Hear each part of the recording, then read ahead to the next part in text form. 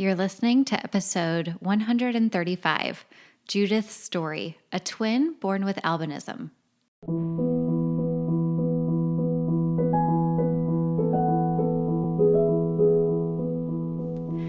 Hello, my friends. I'm so glad that you're here today. As always, I'm just so grateful that you're tuning in to listen to other parents share their stories in the hopes that these stories get to other parents who are going through similar situations and having a child with a new diagnosis or has even had a diagnosis for a while. But hearing other people share is what this is all about.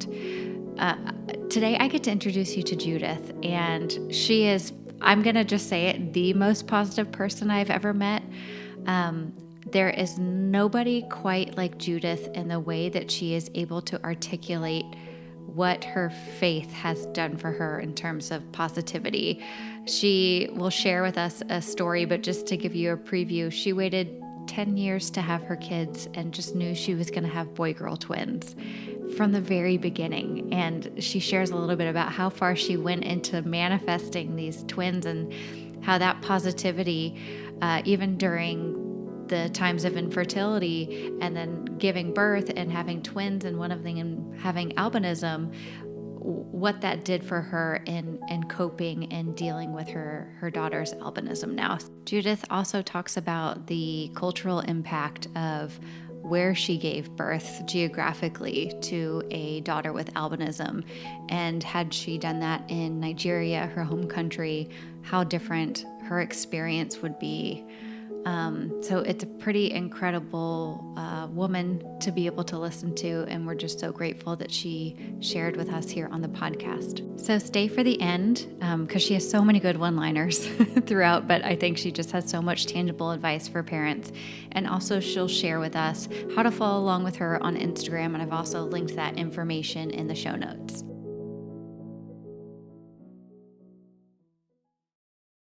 Okay, really quick before we jump into the conversation. If you are a child life specialist and you are certified and you like cool people and you like to get really affordable PDUs and you love to share information and resources because you don't want to reinvent the wheel, then you need to come join us in the Child Life Circle community.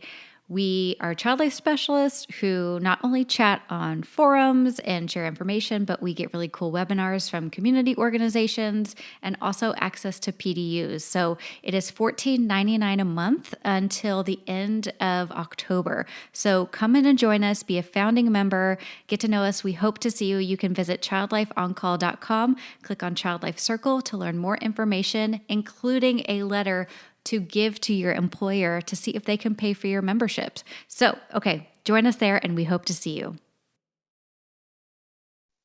I have two children, twins, Kamsi and Kachi. One of the kids we're talking about today, her name is Kachi, and she's the female twin because I have a boy and a girl. I'm a photographer, and I also work as a support worker. So I work at night, and then I do my business in the day. We're originally from Nigeria. Nigeria is in Africa. I moved to Canada 2005, a long time ago, as a student. And, I was off and on because my partner lived in Nigeria, but I had those kids. I had my twins in 2016, and I decided to call Canada home. So we live in Canada now. I live here with my two kids. I still have my partner in Nigeria. And the kids are in grade 1 now. I still do my business full-time and then do my 9 to 5, my overnight job full-time as well. So, yeah, I'm a busy mom. So the question is, when do you sleep? Good question. So, I get some sleep after I get back from work. I usually take about 3 hours nap when the kids are in school, and that's about all I get. Oh my I also goodness. get some time off. Yeah, I have some days off from work. Okay. I work 5 days a week and then 2 days off. So on my days off, I get all the rest that I can. But yeah, that's as good as it gets. Are we interrupting your normal nap time right now? Not at all, because I resume work tonight. Okay. So Okay. I was off on Monday. I'm usually off on Monday and Tuesday night, and then I go back to work on Wednesday. So I am all rested and ready to go back to work tonight. So being a support worker, is that like a social worker here in the US? How does that, what do you do as a support worker? Yeah, so it's more like it's an aspect of a social work. I take care of an individual with mental health disability. Okay. Yeah, Okay, that's gotcha. that's what it's all about. So I'm trying to do the math here. If your twins were born in 2016, that means they are 7 now, 8? They are six, they turned 6 March this year, so they are 6 years now. Oh, okay, gotcha. Oh, why can I think of that, Judith? My son was born in 2015. You'd think I'd be able to figure that out, and he's about to be 7. But math has never been my thing. So today we're talking a little bit about your daughter. Like you said, you were pregnant with twins, and tell us a little bit about the beginning of finding out that something was different about one of your kiddos. Okay, so while I was pregnant, I didn't know anything about. I didn't know I was going to have one of them was going to be an albino. I did have when I was pregnant. I remember the doctors telling me your daughter is at risk of bleeding, so you have to be careful and take things easy and all that. It was just because of the way she was positioned, so it had nothing to do with her condition, right? And so, there was always, I had that risk of, bleeding and, losing her. But thankfully, she's here with us today. So all I remember was when I was, I think the first ultrasound I had, after the ultrasound, I remember, the doctor saying she wanted to see me.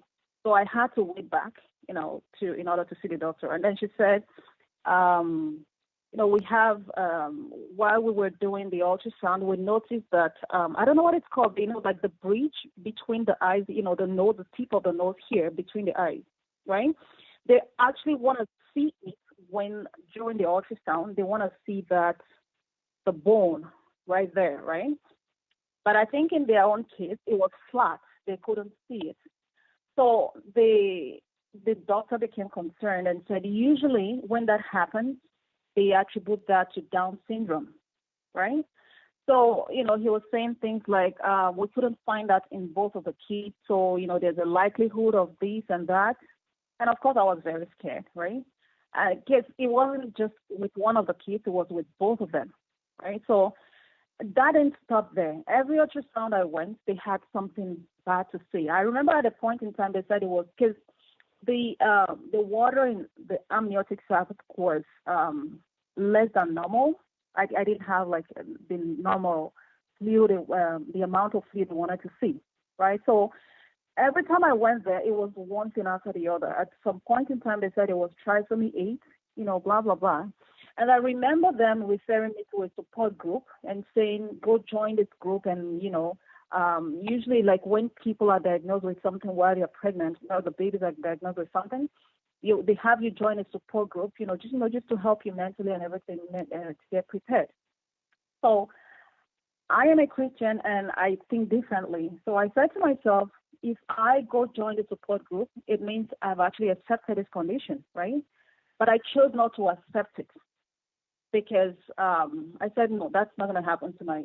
I chose to stay positive and, just stay in faith. And I refused to accept that. So every time I went for ultrasound, it was one thing after the other. But, I just stayed positive and, just believed the kids, the twins were normal and, doing great and all that.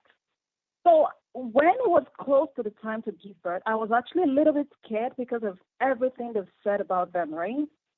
And so even though I was scared, I still was positive and, I just kept confessing everything is going to be all right, blah, blah, blah, blah, right? And being a Christian, I prayed as well, and I just believed everything was going to be okay. Oh, on the day that I had them, it was another ultrasound. I went and then the doctor was like, "Okay, you're having this baby today," because she weighed very little, like it wasn't normal. She was very tiny. So while the boy was growing and growing at a normal age, she was at some point she stopped growing because the my son was like twice bigger than her, right? So at 37 weeks, I went for ultrasound, and then the doctor said, "You're gonna have the babies today because she stopped growing," right? So I went from there straight to the hospital, to give birth to them. It was actually CS, cesarean section. So when I got there, with then after the delivery, she didn't cry. They had to like do some things to make her cry, but I noticed the face of one of the daughters, like well, I saw one of them and I noticed the look on his face. But all I was just hoping was that everything was okay with them. With everything they had said to me about Down syndrome, trisomy 8, this and that, I mean, I had reasons to worry and just be sure that everything was okay with them. So eventually she cried, and then I got a glimpse of her, and I noticed she was. I mean, the color was totally different, right? Like her hair was all white and everything. And I didn't know what to think at that point in time. I think it was all confusion at first, like what's Right. going on here? Is that my baby? The first thing I thought was, is there somebody else giving birth here? Is this somebody else's baby? Like, where is my baby? It was all Right. like just confusion. And so eventually they wrapped her up and then wrapped my son and then brought them to me. And then that's when it dawned on me that this is actually my baby. Because the first thing I thought was, that's probably somebody's baby they're cleaning up, right? Yeah. So when they brought her and then put her on my chest, that's when I realized, oh, this is my baby. And then at that time I was really too tired, but I remember being a little bit concerned, like what's going on here? Is she albino? Is it a medical condition? What could it Right. be? Right? But instantly, like a mother seeing her baby for the first time, I was also overwhelmed with joy and everything. Looking at their faces, I didn't see like any other deformity or any other abnormality other than her color, right? So I had that sense of relief that, okay, they're normal, their facial structures is all good and everything. And then on the other side, I had this worry of what's going on with her, and all that. So, It's like yeah, existing and in then two different worlds. It's like having, world, uh, exactly, right? yeah. So having some relief and then having some concerns as well, right? So, Yeah. but in my head, I remember the first thing I thought is albinism, right? Because her hair color was off and everything. But Yeah. I was also scared and wondering if there any other thing other than albinism going on here, right? Right. So yeah, and then she stayed longer in the hospital because she was way too tiny. So she had to stay longer. I took my son home, and she had to stay, I think, 2 weeks more in the hospital because they needed her to grow to the normal weight, and then before I could take her home, right? So while that was going on, I remember a doctor came to my room and then asked if I have any history of albinism in my family. Right, so I started to put one and one together. Oh, okay, so this must be albinism. So I told him no, because really I don't recall seeing any in my family. And then on my husband's side as well, they don't have that history. So of course I didn't know where that came from, right? So Yeah. he talked about the possibility of my daughter having, albinism and all that. My mom was in denial. My mom kept saying, no, it's not albinism. I think it's just that newborn color, because sometimes they give that to a baby and then the baby is all white, and then eventually, the normal skin color starts to, show up, right? So I noticed my mom was worried as well. I think she actually transferred that worry to me because I wasn't as worried initially. I was just glad that I have a healthy baby. But the more she kept talking about it, and the more she got me worried, right? So it was when the doctor came to my room to talk about the history of albinism, that's when I realized, okay, this is what it is. So, so at that point, I knew what I was dealing with, right? And Yeah. so, yeah, that's that's about it for now. I mean, so that's how we got to know that she has albinism. So they were able to give you the diagnosis. Had you ever known someone with albinism before? No, yeah, Yeah. I've seen people with albinism, Sure. right? But I've Yeah. never really had any close contact with them. And Okay. coming from Africa, I know for a fact that people with albinism, they are bullied, they are not treated nicely. So, and in some part of Africa, in some part of Africa, and even some part of Nigeria, it's considered a taboo. Like when you have a child with albinism, you're treated like like an outcast. You're treated differently, right? Mm. So that I think that's where my mom's concern came from the most. Like people's acceptance of her. Like how are people going to accept her? But thankfully, we're in a civilized country. Like we live in Canada. But she worried about people back home. How she was going to be accepted and all that. I think that's where it came from. Okay, so I remember when I was growing up, the closest contact I had with somebody who had albinism. It's growing up, a young girl. I was in a university. I met this albino guy, walking on the street, and then he called me, and he introduced himself to me, and he wanted to be friends with me, right? And so I showed him my house, and then he came to visit, and I wasn't home.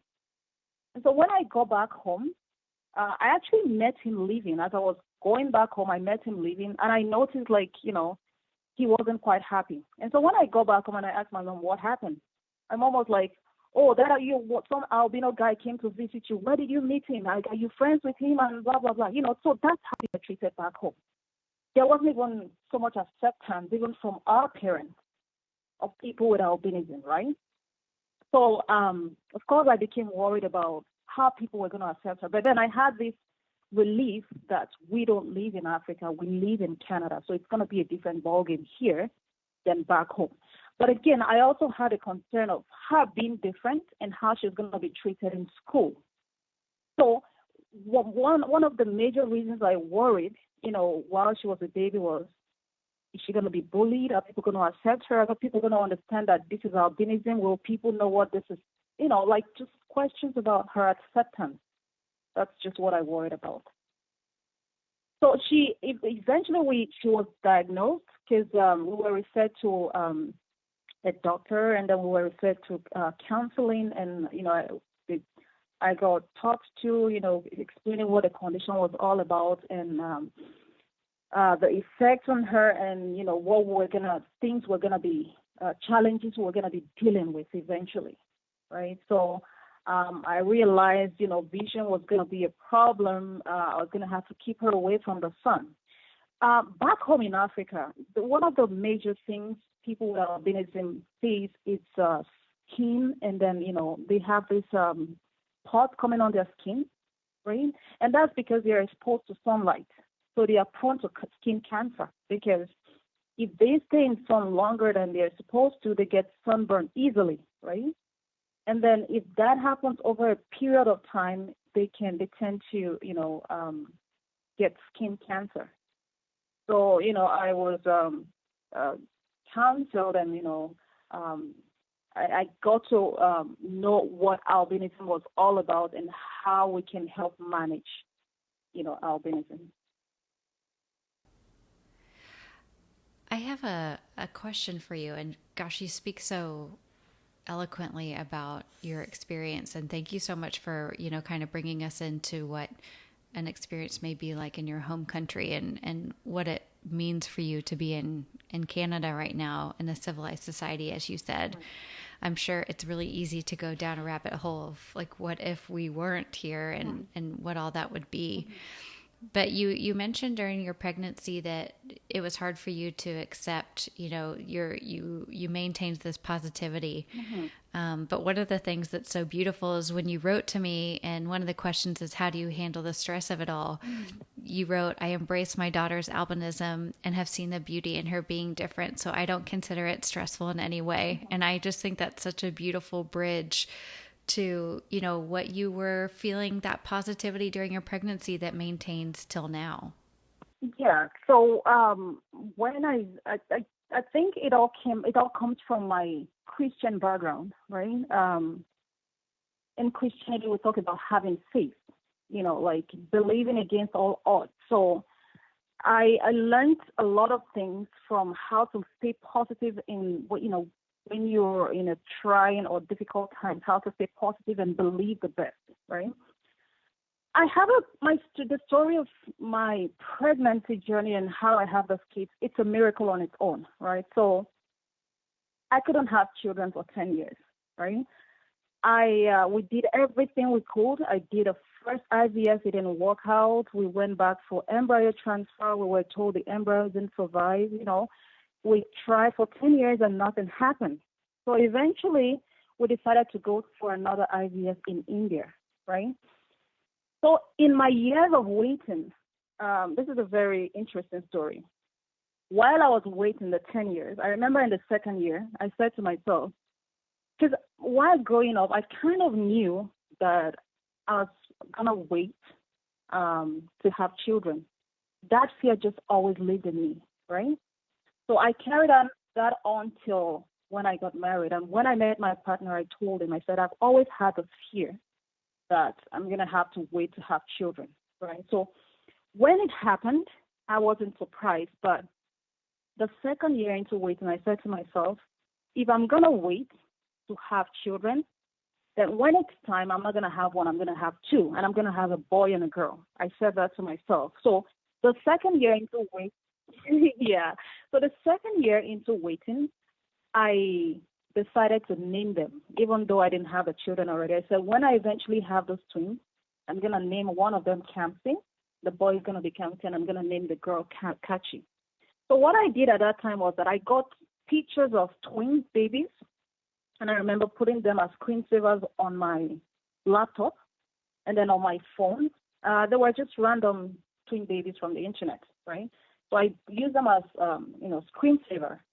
And then I remember we lived in a two-bedroom apartment at that time. So myself and my husband, we had one room, and then we decided to make the second room the children's room. So we called it the children's room, right?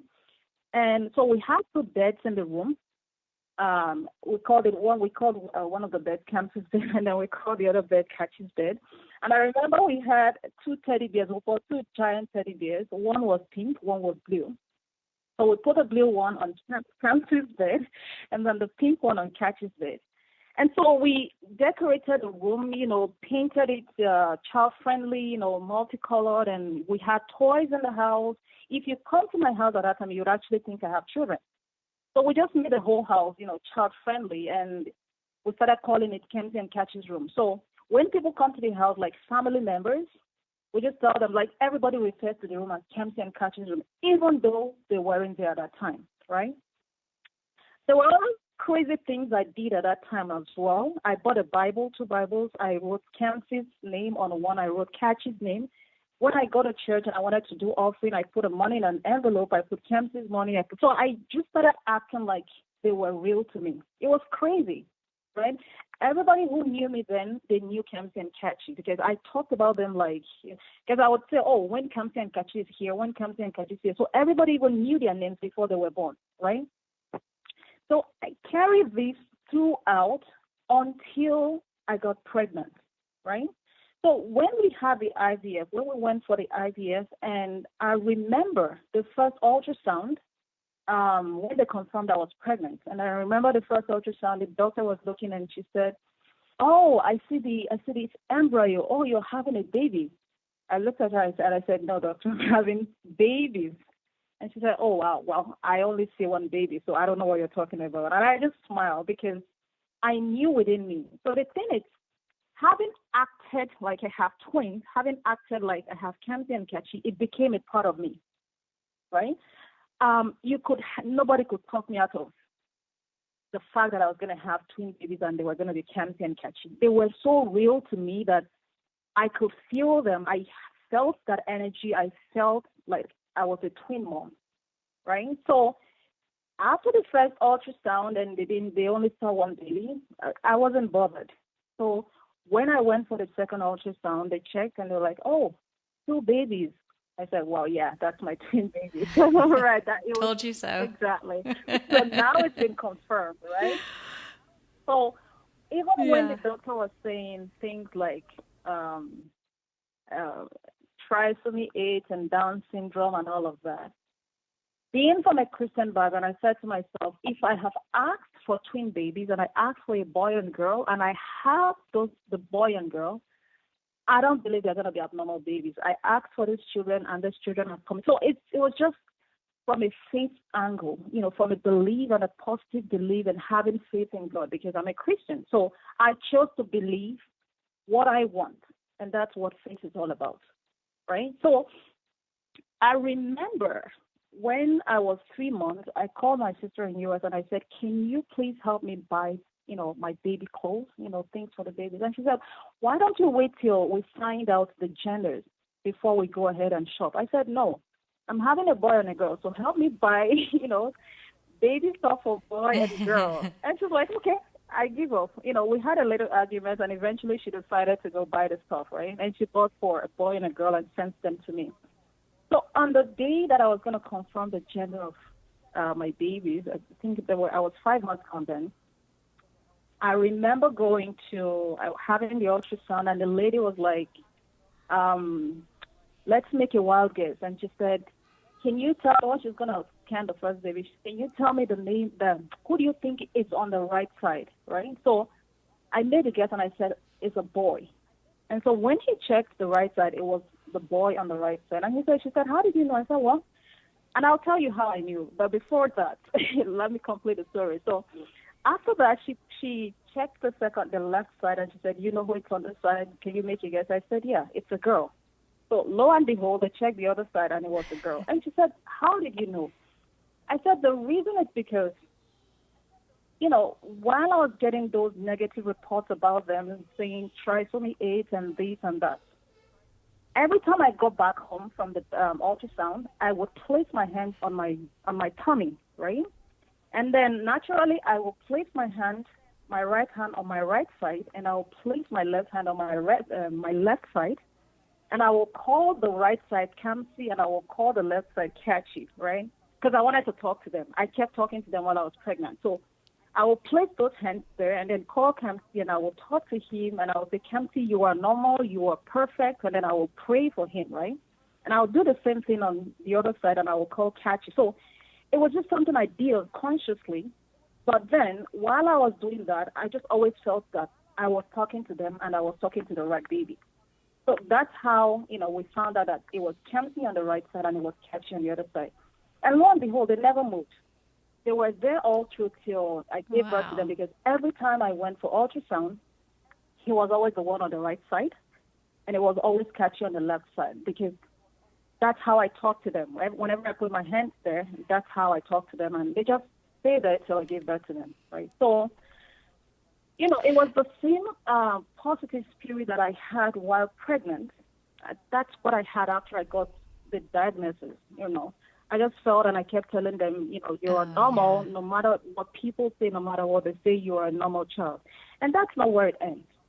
When I gave birth to Catchy, I remember there is a group here in Canada, I think it's the Legal Blind Society of Calgary, or what it's called. They came to me and said, your baby, they came and just gave me the worst case scenarios. And I remember them bringing Braille. I think that's what blind people used to write. Is it what it's called, Braille? So I remember to read. Mm-hmm. Bring it once to me and say, your daughter is going to need it eventually, because there's always this challenge of vision, right? And so they told me the worst case scenario. In some cases, they are blind. In some cases, legally blind. I don't know what that means, but just letting me know that she's going to have problems with her vision, right? And she might need that.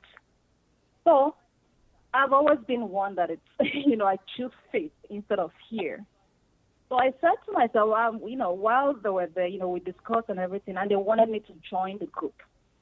And I said to myself, if I join this group, it means acceptance. I've accepted the fact that this is what my daughter is, or this is what is going to happen to her. But I choose to have faith. I choose to stay positive instead of, fear. So I remember that after they left, I took it to the garbage, and I'm really sorry to say this, if they're ever going to get to hear this. I took it to the garbage, because that's a way of rejecting that confession or rejecting whatever it is. I don't want my child to be legally blind. Yeah. I don't want my child to be blind. So I rejected that, and I just chose to stay positive, right? So after they left, I took it to the garbage, and I never joined the society. I never invited them to my house again. I never joined the group or anything. But yeah, I know when she turned 1, we went to the vision specialist. No, I think she was actually 8 months, and she got glasses. So she's been using glasses. But to be very honest with you, my daughter reads without glasses. Her vision is not perfect, but it's not so bad either. She doesn't have to use Braille. Yeah.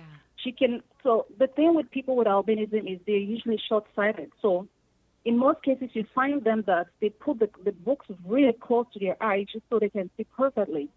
That's not the case with my daughter. She can see from a good distance, so she doesn't have to put it, book very close to her eyes. And just like I said, she reads without glasses, which is a good thing, right? So her vision is not perfect, but it's not amazing. so bad either. And that's one of the challenges we're dealing with. Her vision, and I just try to keep her away from the sun, so her skin is perfect, right? And so for me, one way you take such good care of her. Yeah, one way to deal with that is full acceptance, right? So when she turned 1, I started looking at her differently because, I think I still had questions up until she turned 1. I still had questions of, how things are going to go and all that. But when she turned 1, I think that's when the full acceptance came in. I just decided, okay, I'm going to accept her just the way she is. And rather than start seeing what's not working or what's not going to work, I chose to stay positive and just see the beauty in her. That's when I started noticing her pink lips, her eye color, her skin color, her golden hair and everything. And I just started appreciating and celebrating the beauty in albinism rather than, just focus on what's going to happen or, the challenges she's going to face or what people are going to say and all. If I was given $1 million today, because when she was a baby, I thought about what can we do to make her black. I remember my mom saying, back in Africa, there is this leaf they use, people who have children with albinism, they use a certain kind of leaf to bathe them and change their skin colors, right? So we're thinking of things we can do to, change her and, her hair is white. How can we tone it down to almost black and all that? Just looking for ways to change her.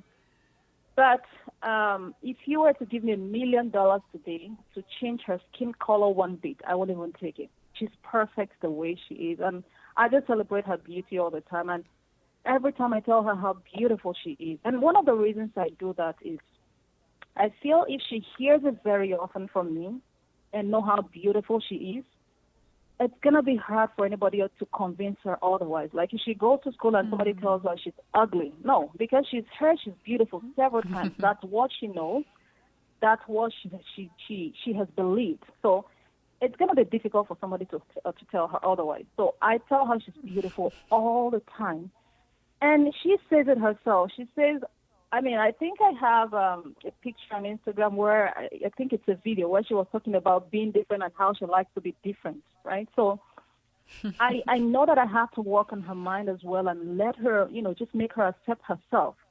Because when she was a baby, like 2 years, I remember her asking, why am I different? Mommy, why is my brother different and all that? So I had to make her understand that she's different and it's okay to be different. And she's different in a beautiful way. So I tell her all the time that she's beautiful, and she knows that. Oh my gosh, it made me tear up a little bit just hearing the impact that you've had on her. My question was going to be, do you think that what you say trickles down to her and that she, really understands how beautiful she is? And it sounds like the answer is yes, and that's such a gift that you've given her. Yeah. So, she knows she's beautiful. She says that. She knows she's different, and she's accepted that. Sometimes when they make videos for fun, So sometimes when she's making videos, she says, I'm Kamsi, and this is my brother. I'm Kachi, and this is my brother Kamsi. Kamsi is black, and I'm white, and I'm different. She says that. So she Yeah. knows she's Yeah. different. She's accepted that. But above all, she knows she's beautiful because I say it to her. I think there is no day goes by without her hearing you're beautiful. Mm. So I let her know she's different and she's beautiful. So she knows.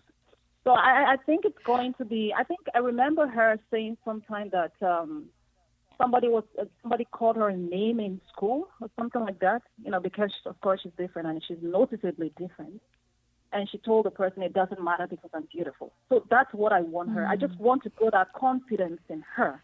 Because I've listened to stories of people with albinism saying how they were bullied in school as kids and how it affected them, right? So that used to be a concern for me. So what I thought about is how do I, what do I do to make her accept herself, first of all, and not let people tell her she's different. So she already knows she's different, but accept herself just the way she is and know that in spite of her being different, she's beautiful and perfect. So it's something that, it's a continuous thing. I constantly have to let her know that, you're different, but you are beautiful. You're different in a beautiful way. Mm. So it's just a way of Uh, working on her mind and, making her accept herself just the way she is. well, you're certainly doing a good job of that, it sounds like, which is amazing. And I just have one more question for you. Um, I would love to know what you have learned about yourself since becoming their mom. I think one major thing I've learned in my journey of life, in my journey of waiting to have children and having children and eventually having a child with albinism, is that in spite of all the challenges that we go through, there's always a good end to it. Now, I remember being worried about her when I had her, but she's actually also brought me a blessing. I mean, she's been a blessing to me. I've had several interviews. I've had, had people even like people who had eventually had children with albinism. I've had them call me because they want to talk to me and find out how I'm dealing with that. And I've been able to inspire a lot of people.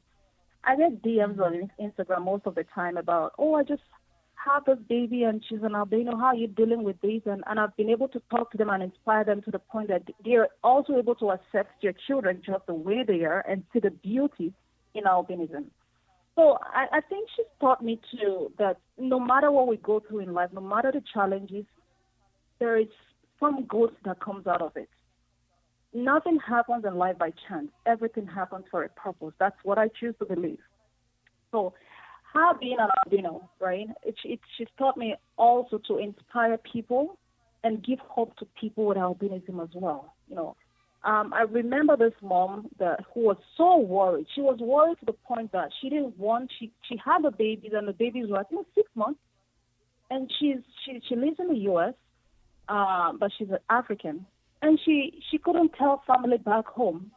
She couldn't send the picture of the babies to them because she was scared of what people were going to say. She was concerned about acceptance, what people were going to say, right? So I remember talking to her, and over a period of time, her mindset started to change. And the last time I talked to her, oh, she was seeing the beauty in it. Like she had accepted it, I would think, because she's like, oh, I've sent the picture to them. Oh, now we don't care anymore. Oh, now myself and my husband now appreciate. We see the beauty in her and all that, right? If you look at, I Wow. think, and that's what I mean by the beauty in albinism. These people are different, but if you look closely at them, if you look at my daughter's eyes, it's different. It's so beautiful. It's she has this brownish, Mm. glittering eyes. I look at her lips, it's pink. I look at her hair color, golden. Like I can do a whole lot with it, right? So Oh. instead of being worried about the negative aspect of it, which we can manage, like the vision and the skin burn and all that, we have things to manage them, right? We have the glasses, we have the sunscreen to manage these things. Instead of focusing on them, focus on the good part of it. Focus on the beauty that comes with albinism. Focus on the child and the abilities your child has, and just focus on the positive things about your child, right? So it's taught me to be strong. It's taught me to know that out of every challenges we go through, it's always all for a reason. Sometimes good comes out of it as well. like I said, I've done an interview with I think the Sun and some magazines and all that. Just sharing my story and creating awareness about this albinism not being a very like it's not the end of the world. There's a good part to it. So it's taught me to be strong and see challenges differently.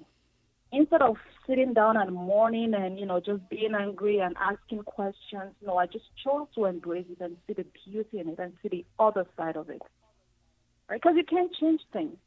It's happened. I mean, this is a lifelong thing. She's an albino. She's going to be albino the rest of her life. So what can I change? I can't change anything. So I had to accept it, right? And just choose to see it differently. Rather than seeing the negative part of it, I choose to see the good side of it and celebrate the good side of it. So I think that's... And the more you practice, it sounds like the more you practice focusing on the positive, the more it shows itself to you as well. Exactly. The more it becomes easier to deal with, right?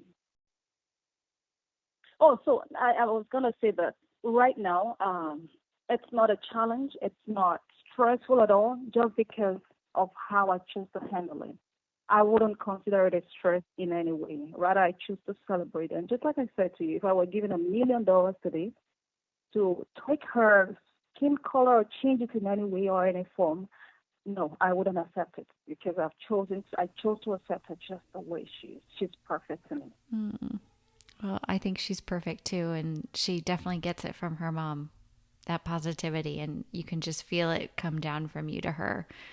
You mentioned that you're okay with talking with other parents who are going through similar situations. So can you let us know your Instagram or Facebook or wherever people can find you and follow along with you? Yeah, so I have an Instagram account. It's for them where I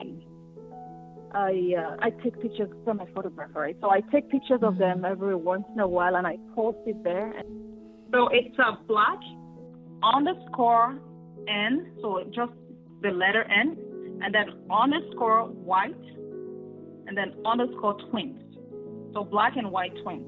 Okay, love it. So we can find you there, and if people want to reach out, they can do that on Instagram. Oh, yeah, absolutely. Well, thank you for your time today. I am so grateful for you just being who you are and so courageously sharing some details that are probably not that easy to share, but it sounds like you just radiate positivity, and I literally feel it all the way from Canada down to Texas. Thank you. You're welcome. Thanks for the opportunity as well. I'm always very happy to share my story because I just always want to encourage somebody. I mean, I've been there, I know what it feels like. So if I can just encourage one or two people, just make their day and make them happy and make them accept fully what they have in front of them, then that makes my day as well. So thanks for the opportunity and thanks for your time as well.